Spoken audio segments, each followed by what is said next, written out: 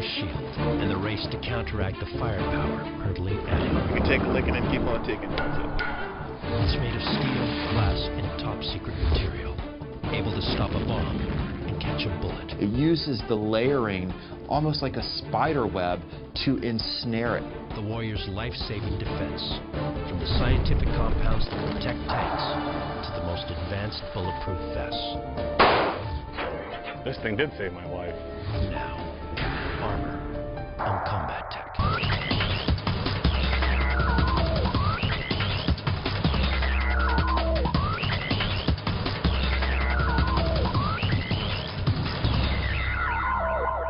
Modern battlefield is a gauntlet of explosive firepower. The most advanced ballistic hardware has redefined war's deadliness. But in war, there's not just offense, there's defense. The countermeasure to bombs, bullets, and missiles is armor. Today's U.S. ground forces are the most well-protected warriors in history. The armor they wear, and which shields their vehicles, is the product of billions of dollars in research and development. Veterans like Steve Schitterer say it's worth every penny. This is the IBA, or the Interceptor Body Armor Vest, that I was wearing July 2nd, 2005. This 1.5 inches of Kevlar and woven string saved my life. Schitterer is just one of thousands of American soldiers who can make that claim. But his experience was different because it was captured on video by the very enemy that placed him in its crosshairs. Usually they're sitting in some type of cover and concealment, waiting for you to come by as a target of opportunity. On patrol in Baghdad, Schitterer has no clue that an Iraqi sniper is aiming at his heart. When it struck me in the chest, it felt like someone had just teed off with a sledgehammer right in the center of my chest. I thought I was dead. And I was like, wow, this is the last stuff I'm going to see. This sucks. But an instant later, Schitterer senses an injury may not be fatal. I was like, wait, still breathing? Well, I better get on the other side of the truck. Once I got to that safe side, I had opened my vest and realized that it never penetrated the plate. And what I had felt, what I thought was blood, was just the sweat from running around for the last 3 hours in the Iraqi sun. Schitterer's survival story has a twist. The sniper who shot him was wounded and captured shortly after the attack. And amazingly, he used his skills as a medic to save the attacker's life. Well, we always treat the injuries. You never worry about who it is. If it's friend or foe, everyone's treated the same. Always try to conserve our fighting strength, but when possible, make sure you're also treating the local nationals and any enemy combatants. The plate and the armored vest saved both their lives. It's made of a complex ceramic compound, boron oxide, with a backing made from polyethylene. The same material used to make plastic bags. Together, they form one of the hardest compounds known to science. At this time, the bullet is still in this plate. As you can tell, the round impacted directly above my heart. If it did not have this plate, it would have passed through and through, and I would have been dead before I hit the ground. Engineers conceived this game-changing armor by building on the legacy begun centuries earlier by their ancient counterparts. The challenge then was the same as it is now, to stay one step ahead of the weapons makers. Prehistoric fighters answer wooden spears with wooden shields. Medieval blacksmiths counter iron swords and arrows with iron shields, and garments made of interlocking iron rings called chainmail, which work well against a cutting blow, but not against a stabbing blow that can part the links. The solution to the sword is plate armor. When firearms enter the battlefield in the 1300s, armorers respond by making entire suits from plate armor. By the time we get to the 1400s, they look like, precursors to the modern day tank. Their entire body is armored. The vehicle on which they're riding, that is the horse, is also armored. And they, yes, are incredibly protected, but they're also almost immovable. Medieval engineers face a dilemma that challenges armorers to this day: adding protection without sacrificing mobility. For centuries, armorers experiment with different materials and designs. Then in 1901, a Catholic priest named Casimir Zeglin delivers a pioneering solution: the first bulletproof vest. And it's made of an ancient fiber that's stronger than steel. silk. Zaglin's vest is made of 4 1/8 of an inch thick sheets of densely woven silk. The silk in each sheet is layered in several cross-sections. When a bullet hits the vest, the first sheets of silk absorb the impact, slowing it down enough for the final sections to actually catch the bullet before it reaches the body. Best of all, an average-sized vest weighs less than 20 pounds. Zaglin asks a colleague to stand behind it, which he does, taking several shots to the chest at close range and surviving unharmed. By World War I, weapons makers have developed ballistic firepower that can tear Zaglin's vest to shreds. Armor designers respond with the Brewster body shield, a breastplate and headpiece made of chrome nickel steel.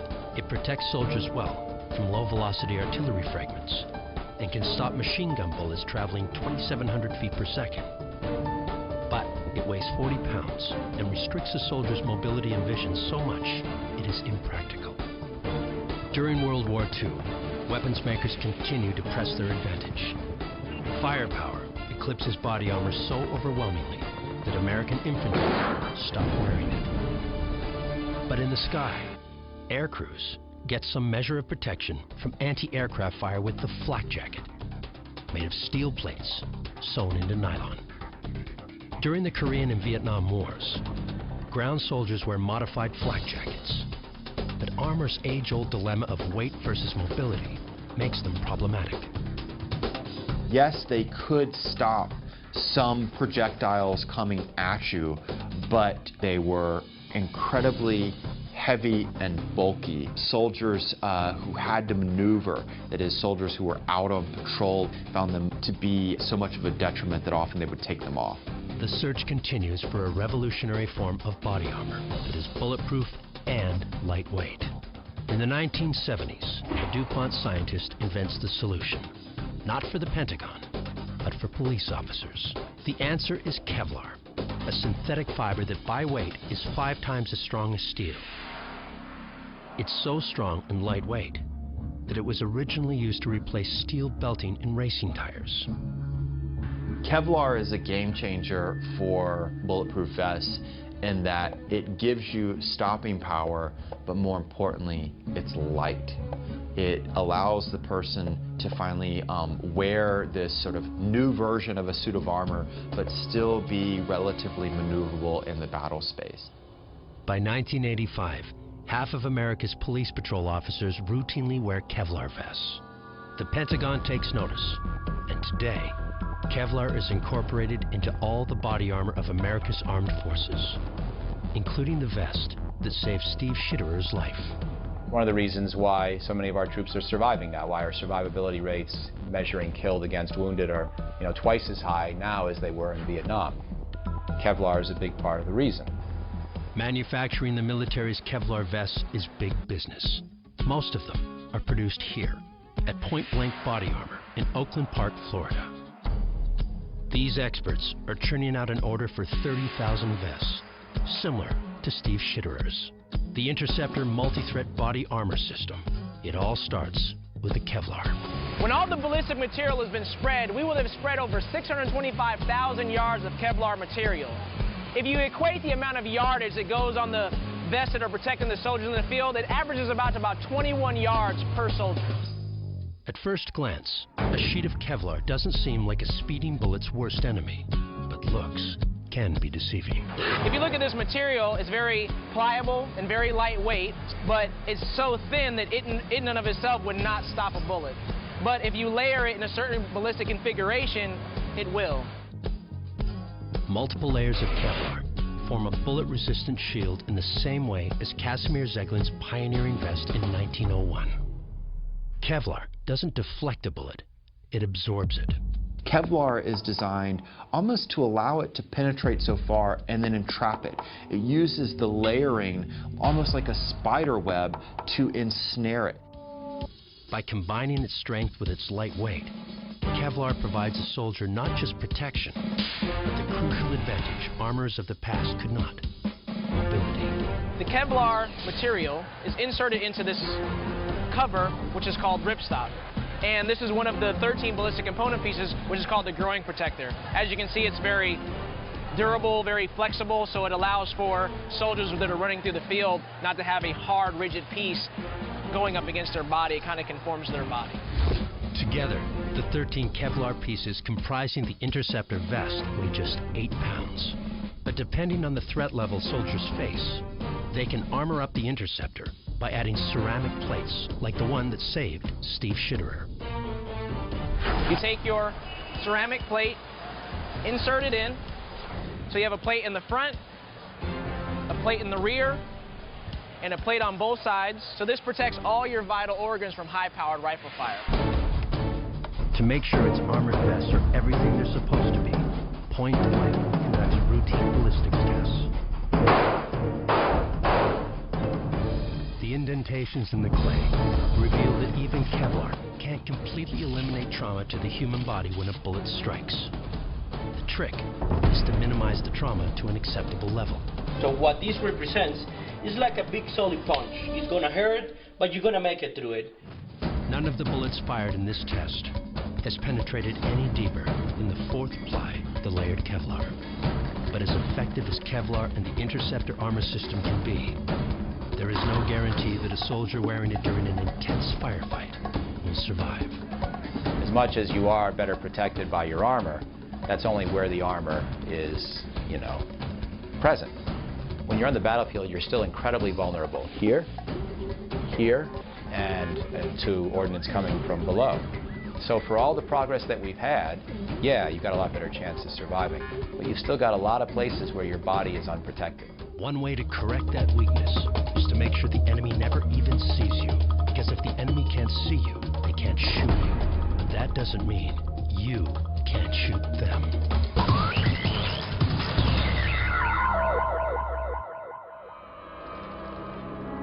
Body armor is the core of the warrior's defense. From steel to Kevlar to synthetic compounds, body armor's strength is the key to its life-saving ability against the enemy's increasingly powerful ballistic onslaught. But body armor's greatest strength is often overlooked. Sometimes, the best armor is a good disguise. Camouflage is the science of strategic concealment. Think of it as armor by stealth. If the enemy can't see you, they can't target you. Sometimes the best armor on the battlefield is not being seen at all.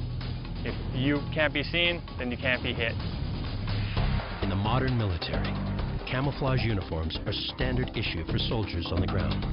But camouflage didn't catch on in a big way until the past century. Before then, armies dressed their soldiers in bright, bold colors so their generals could see them on the battlefield. It allows the commanders to see where their units are. I'm the general trying to see through the fog of war, the smoke on the battlefield, and know that's where my grenadiers are. Okay, that's where my guardsmen are. I'm identifying them in that way.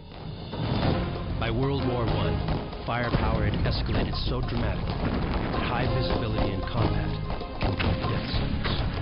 Soldiers on both sides seize the initiative. They cover their positions with foliage or chicken wire stuffed with rags to help conceal their own outlines as they peek above the trenches. Some wear helmets with hand-painted schemes that blend in with the surroundings.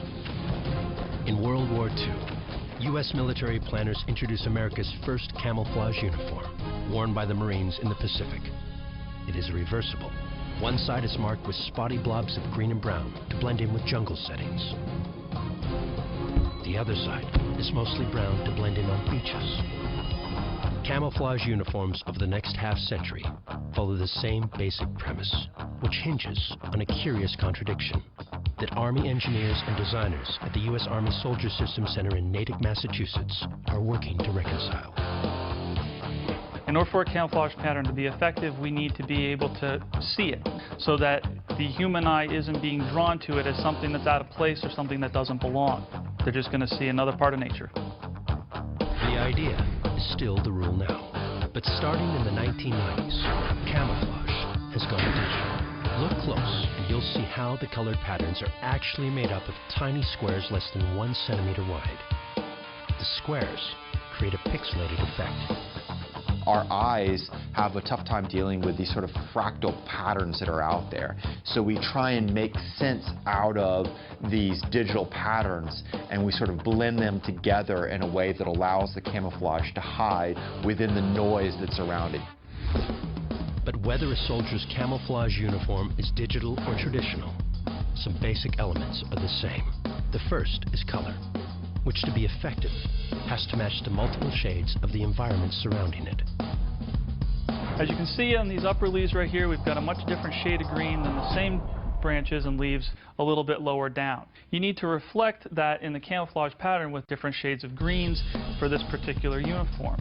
Camouflage also has to blend in with nature's complex variety of geometric shapes. Even on a single plant in the jungle, the leaves at the top are much thinner than those near the ground. The patterns on a camouflage uniform are generally bigger than those in the surrounding environment. So up close, a soldier's outline will still stand out. That's because camouflage is designed to work its magic best from a distance. But designing the most useful camouflage uniform is no easy chore, since battle environments can have strikingly different looks, even in one theater of war. We have to keep in mind that our soldiers aren't necessarily fighting in one specific place. During the course of an operation, you can begin down on a riverbank, and as you progressively move through that operation, you've now maybe gone through an urban center. The challenge that we've been confronted with is how do we provide protection for that soldier from the beginning of his mission to the end of his mission? The Army's solution: a uniform bearing what it calls a Universal Camouflage Pattern, or UCP, with the goal of developing a single uniform from colors that can blend into several different environments. Designers have to deal with a phenomenon known as metamerism, in which colors look different under various light conditions. On the daylight 75, there's a little bit of a color difference, but they're basically the same color.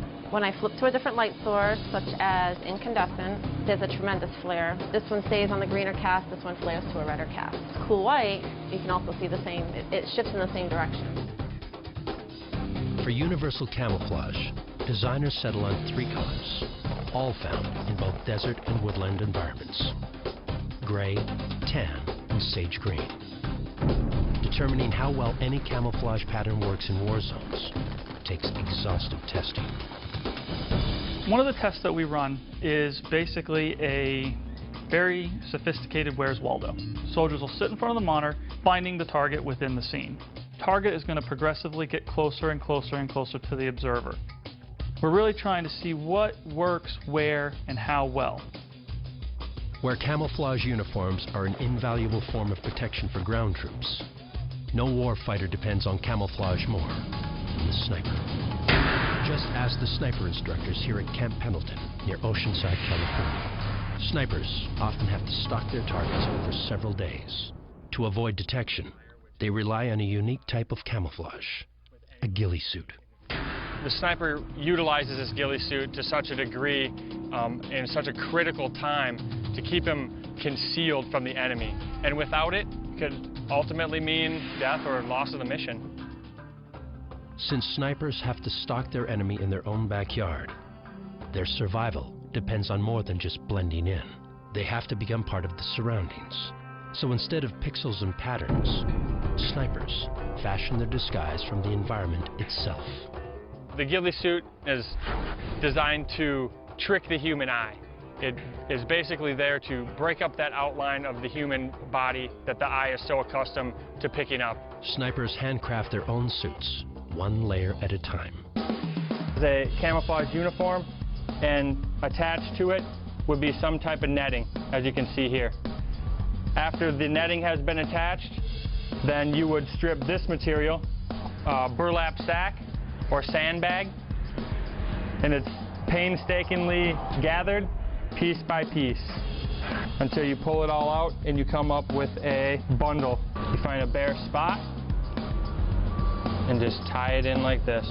Once their baseline suit is finished, snipers refine it by adding real branches, twigs, leaves, vines, and moss, whatever helps them become indistinguishable from their surroundings. It's truly the natural vegetation that lies within that environment that would allow you to blend in so well. Protecting soldiers with camouflage and bullet-resistant synthetics is one thing. Shielding war machines like this demands armor that's truly heavy-duty.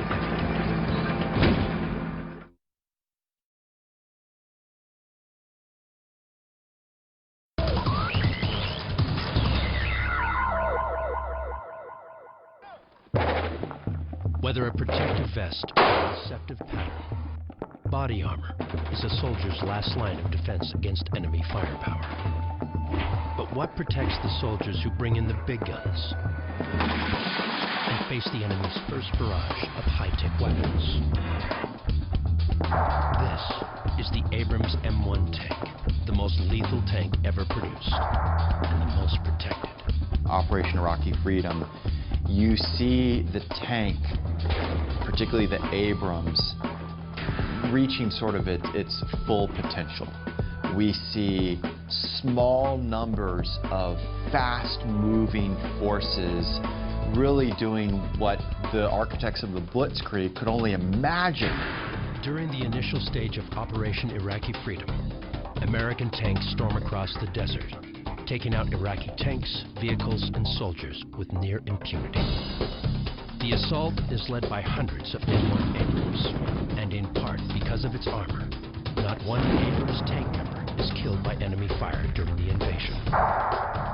To see the Abrams 70-ton protective steel shell is to see the end result of nearly 100 years of one-upmanship between arms and armor manufacture. Basically what we have is about a 1-inch steel on the rear end. It protects our engine compartment. We can open up, kind of take a look at the thickness. Pretty thick steel right here. Protect us against RPG rounds, small arms rounds, 50 cal rounds. During a second tour of Iraq, Sergeant First Class Joe Lopez experiences firsthand the strength of the Abrams steel-plated walls. Lopez and his crew are ordered to attack a village inside the notorious Triangle of Death. As they approach, the crew is met with a barrage of mortar fire. You can feel shrapnel hitting the sides of the tank. It's not like the movies you hear ping, ping, ping. You know, it's more of a dull sound. You're scared to a point, but you have faith in your crew, in your soldiers. You have faith in your armor. No penetration was done, and we kept pushing through. The M1 is a killing machine of unequaled measure. But its development was more about protective ability than destructive power.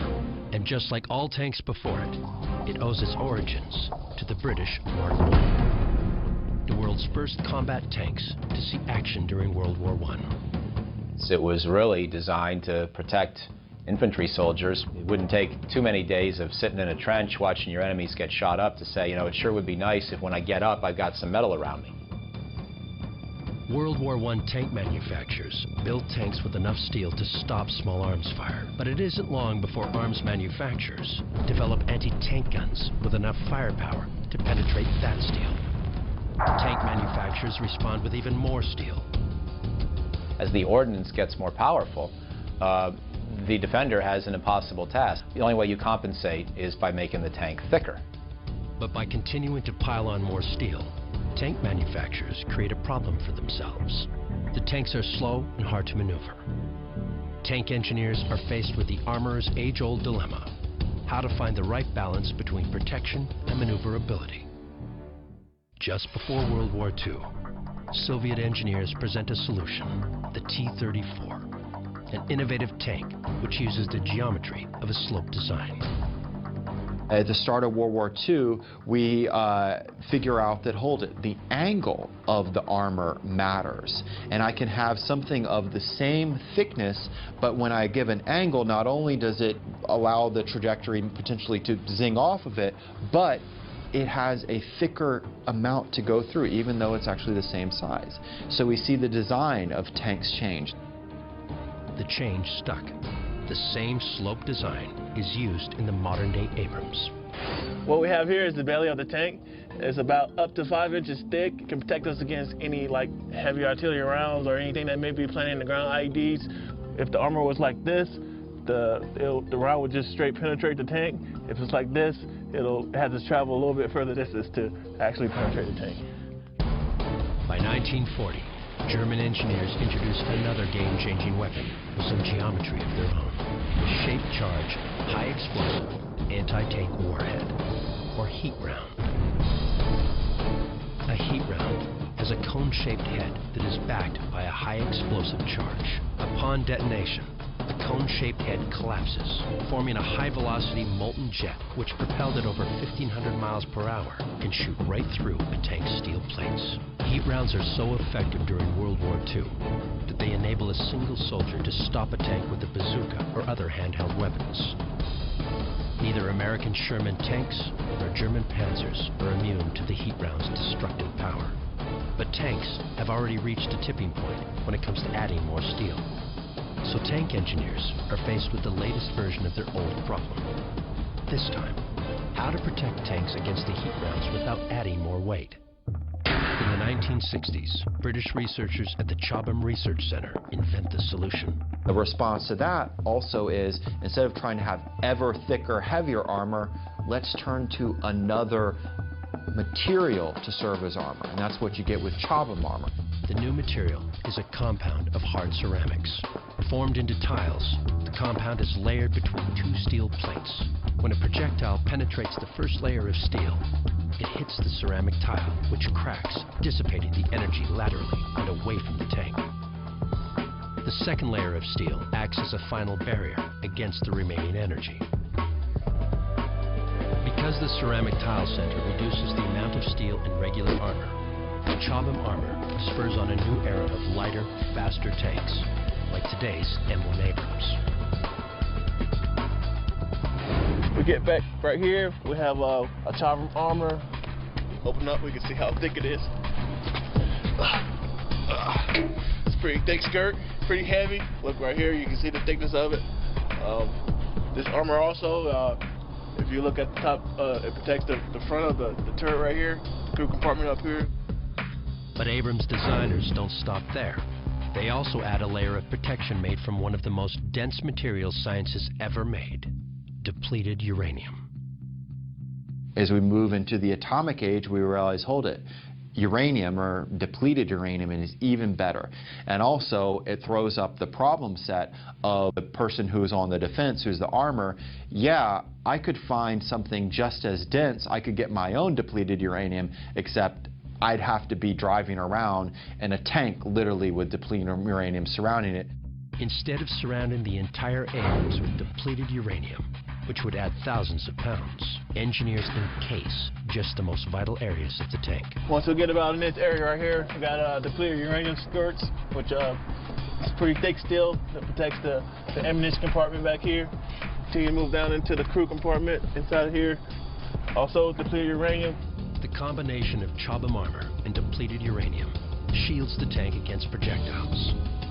But it provides little protection against another weapon, HESH, an acronym for High Explosive Squash Head. HESH uses shock waves, not to go through a tank's armor, but to turn the tank's armor into becoming the weapon itself.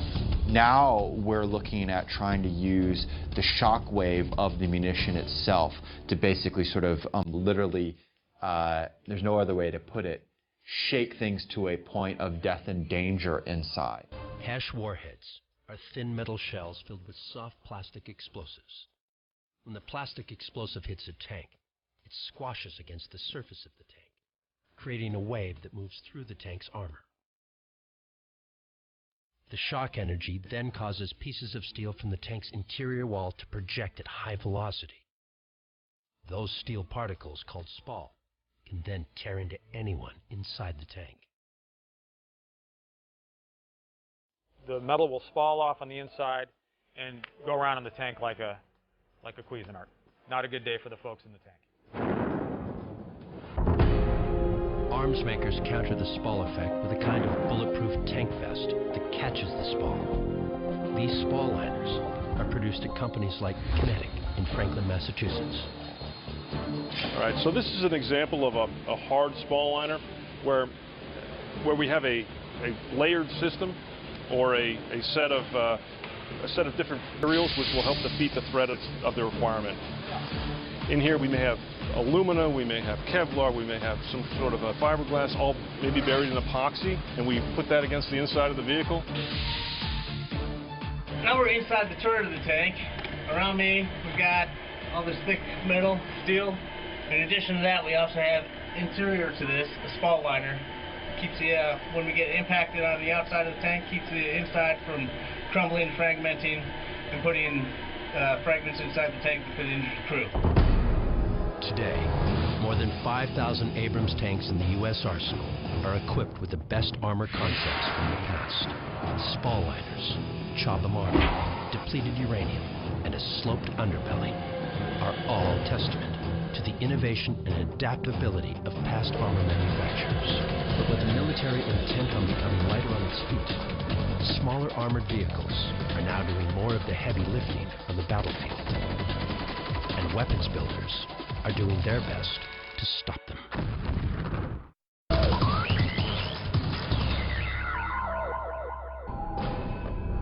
March 2003. Heavily armored Abrams tanks storm across the Iraqi desert during the initial invasion of Operation Iraqi Freedom. The Abrams help push the fight into the cities, where smaller armored vehicles take the lead against the Iraqi insurgents.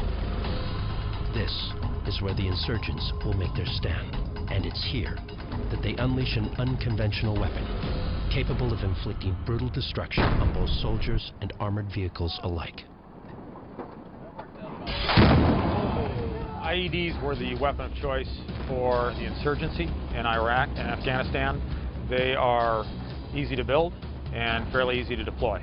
You can go to a remote location, and when you see a convoy coming, you can detonate it on command and inflict as many casualties as you possibly can.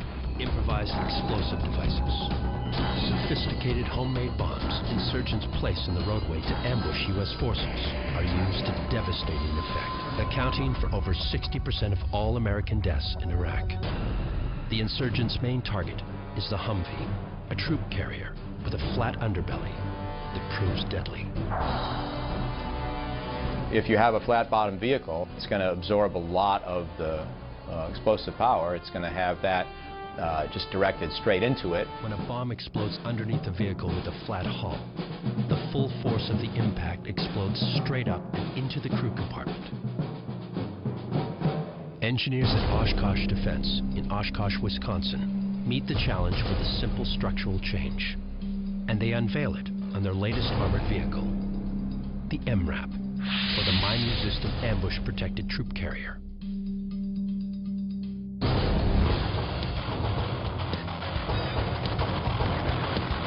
The MRAP uses much of the same armor as the Abrams tank, including a thick steel shell and interior spall liners. But the real life-saving innovation is its V-shaped hull. When the explosion from an IED goes up, it'll hit the hull and it'll spread it out, so it pushes it outward instead of straight up, so the crew doesn't get any shrapnel, ball bearings, anything like that that will actually harm the crew. On January 28, 2010, Master Sergeant Doug Merritt gets a first-hand demonstration of the V-shaped hull when a roadside IED explodes underneath his MRAP while on patrol in Iraq. Everything went black, huge explosion, a lot of noise, a lot of debris flying around, a lot of smoke. The bomb's force propels the MRAP several feet in the air. Still, the MRAP's V-shaped hull performs exactly as designed. The V-shaped hull helps dissipate where the explosion blows up and doesn't get it a good hit on any one portion of the vehicle. So even though it actually blew up on the fuel tank, it didn't rupture the fuel tank. The armor on that truck, I know, saved us from getting seriously injured that day. The V-shaped hull provides a level of protection from IEDs exploding from below. But it does little to shield vehicles from another tactic, RPG attacks from the sides.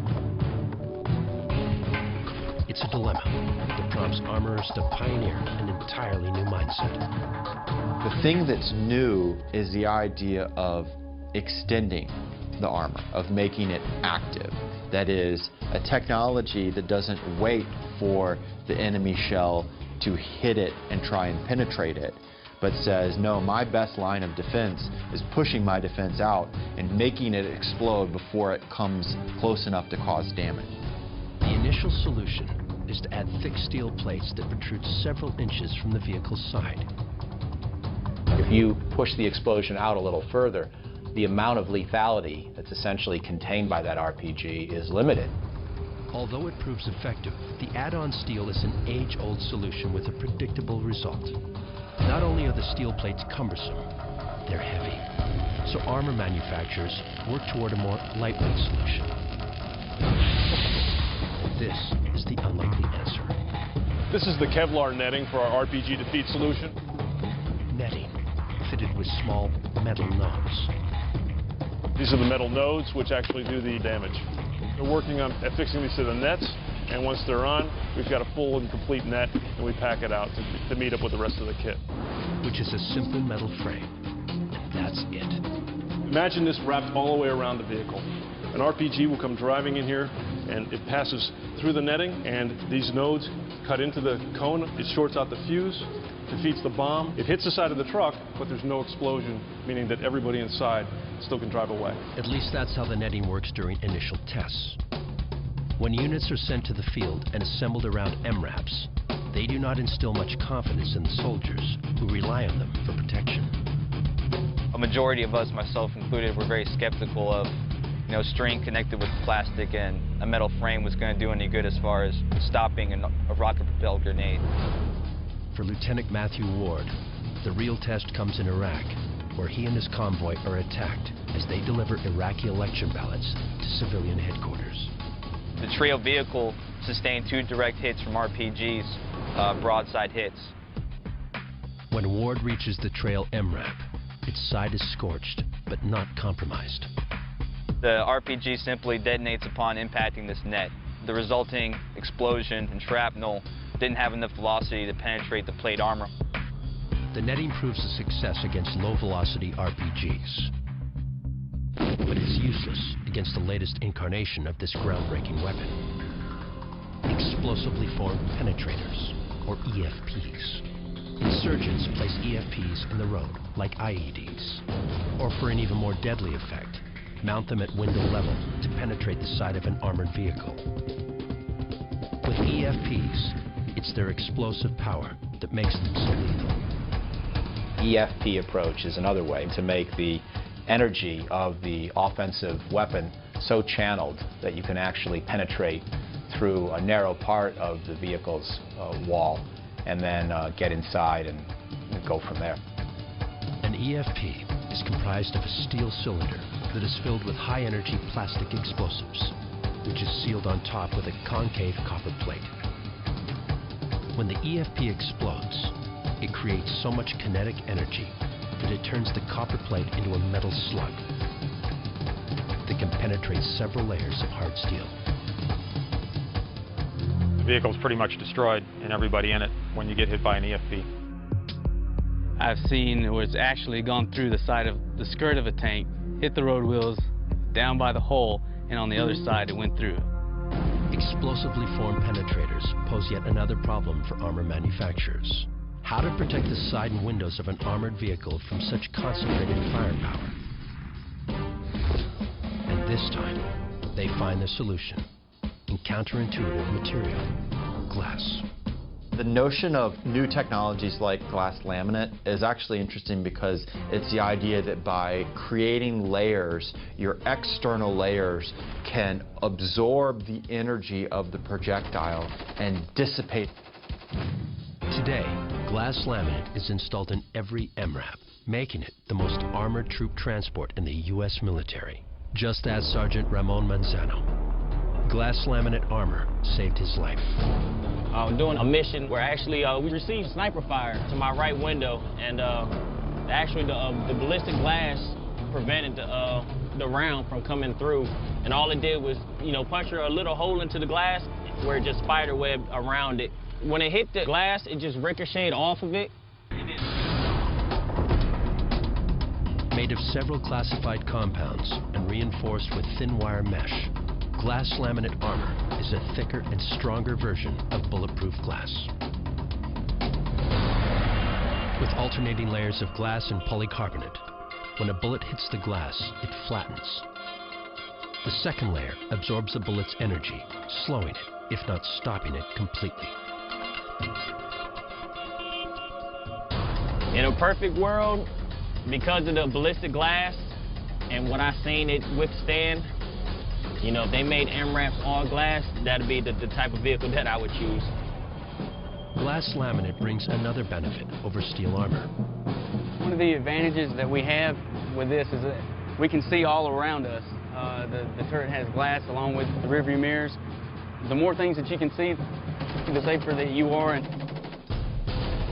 On the modern battlefield, no force is safer or more armored than the U.S. military. But the race between arms and armor makers is far from over. With the dangers on the battlefield constantly shifting, scientists look for new materials to make armor and protect our future warriors. One of the most promising, liquid armor.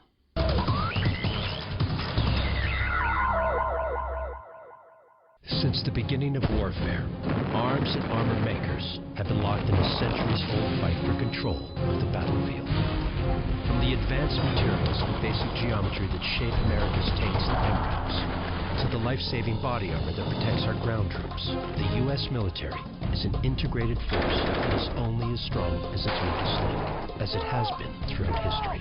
One of the interesting things in the history of war is there's always this back and forth, an arms race, so to speak, between the weapon and the armor, the defense against that weapon. And it's everything from, you know, the first spear to then we get leather and then bronze to plate mail to chain mail. And we see the same thing in terms of vehicles. Initially, when you see, you know, mobility in the battle space, it's horses, and then it's vehicles, and then hold it. Can you just keep adding armor? No, mobility. It's the speed of the tank that matters. And so the point being is we've always had this back and forth, and that continues today. So the military continues to look for the holy grail, armor that provides total protection while leaving soldiers and vehicles completely unencumbered. I do think that just everything we've seen about the ability to direct explosive or other energy into a more concentrated beam does suggest that the defense is going to have a hard time keeping up over the decades.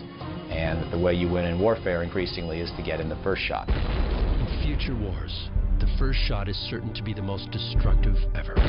As enemies adapt new firepower and techniques, armor manufacturers must protect against the next war's equivalent to IEDs and explosively formed penetrators. So what is on the horizon? Initially, armor was something where its thickness mattered most. And then we get into figuring out layering and new materials. And now we're getting the idea of armor that could even be liquid. One potential way to apply liquid armor is as a full body suit filled with tiny iron particles that are suspended in silicon oil. The suit is wired with an electrical current, which is controlled by an onboard computer system. When a ballistic threat hits the suit, the computer automatically applies an electrical charge, which in milliseconds locks the iron particles together, creating an impenetrable shield. Once the charge is removed, the particles unlock, and the substance goes back to a fluid state. Could liquid armor signal the end to the seemingly endless race between arms manufacturers and armorers? When I look back at the history of war, to our most futuristic science fiction visions of war in galaxies far, far away and centuries all the year forward, it's still, there's sort of a basic notion of action-reaction, weapon armor. I think there'll be a healthy competition for many decades to come.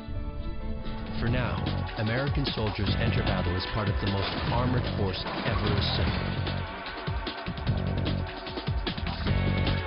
And many of our warriors can attest firsthand to the life-saving innovations behind the armor that protects them.